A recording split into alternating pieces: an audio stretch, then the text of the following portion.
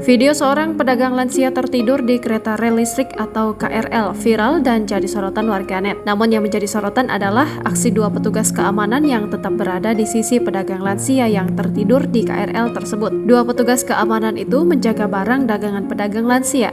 Momen saat dua petugas jaga barang dagangan pedagang lansia itu direkam oleh salah satu penumpang KRL dan kini rekaman itu beredar luas di media sosial. Dalam video yang diunggah di akun TikTok @melaniheidi28, terlihat seorang kakek paruh baya berpakaian batik duduk di kursi prioritas dalam KRL yang tidak begitu ramai. Kakek tersebut tampak sangat lelah dan akhirnya tertidur di tempat duduknya sendiri. Petugas KRL tengah bertugas dengan mengenakan rompi oranye tampak berdiri di sekitar kakek tersebut. Salah satu petugas keamanan KRL berdiri dekat dengan kursi tempat kakek tersebut tertidur di dalam kereta. Di sebelahnya terlihat dagangan kakek yang diletakkan dalam sebuah kardus. Tidak hanya satu, tapi dua petugas keamanan tampak memastikan keselamatan kakek tersebut agar tidak terjatuh.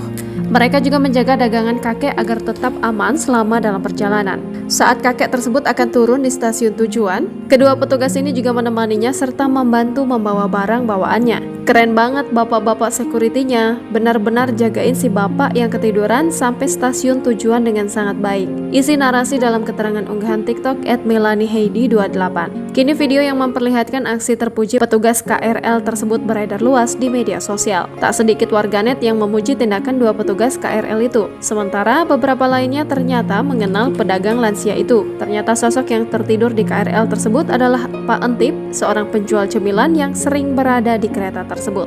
Download Tribun X sekarang, menghadirkan lokal menjadi Indonesia.